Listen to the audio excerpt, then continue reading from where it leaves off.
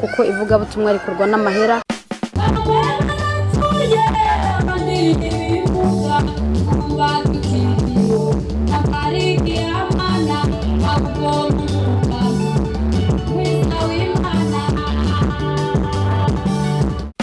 Mfite icyifuzo cyo kuzana abantu benshi kuri Kristo bicishije mu kuvuga ubutumwa mu ndirimbo.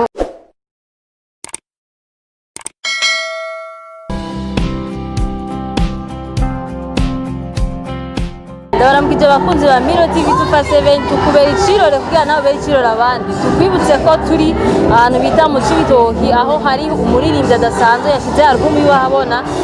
Iyo album yiwe yayise Ineza ya Yesu.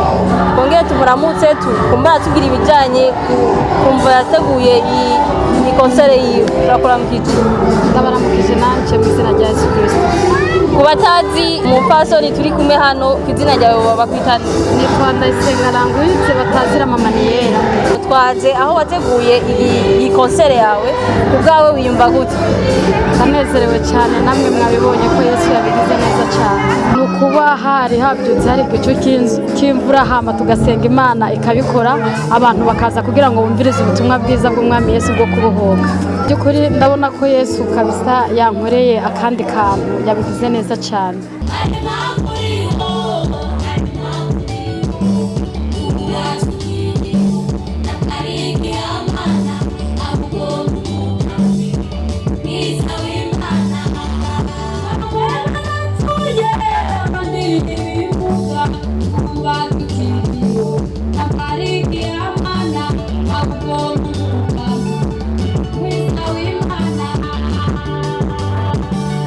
Ni gute ukeneye album yawe cyangwa ukeneye indirimbo zawe yozishikira gute?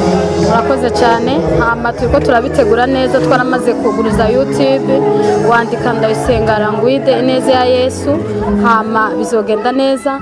Hama kandi turagurisha amasede mu buryo bwo gushigikira umurimo w'Imana kuko ivugabutumwa rikorwa n'amahera, kandi turabandanya kuvuga ubutumwa muri ubwo buryo. Yesu abaha umugisha. Hama kubyerekeye album Ineza ya Yesu, ndifuza ko umuntu wese ubu butumwa bwomushikako yogerageza uburyo bwose bukamushikako kuko hari icyo buzomusigarana mu buzima bwiwe bw'imwemu.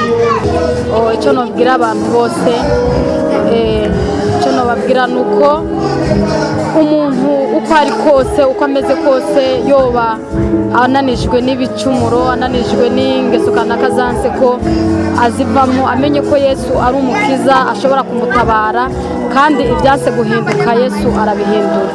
Wowe kubwiwawe ni kihe kirore uri kuribonamo mu bijanye no kuririmba watanguye kuva ukiri muto twavyumvise ukibivuga? Ni kihe kirore cyawe ufise kugeza aho Yesu azogarukira? Murakoze cyane. Hama mfise intumbero, ijambo ry'Imana riravuga ngo abamwakiriye bose babasha gucika abana b'Imana. Uyu muntu amaze gucika umwana w'Imana ategereza gukora ibikorwa by'yamuhamagaye. Mfite icyifuzo cyo kuzana abantu benshi kuri Kristo bicishije mu kuvuga ubutumwa mu ndirimbo. Murakoze. Urumva ko abivuga neza cyane, kumbure twebwe twahishikiye kandi byari ibintu biryoshye cyane. Twongeye tubasaba muze muradukurikirana cyane, muzokwama mukurikirana byinshi bitandukanye ku bijyanye n'abaririmbyi barimba indirimbo z'Imana, bashishikara gushikiza ubutumwa bwinshi kure kugira abantu bashishikare bezwa. Murakoze cyane.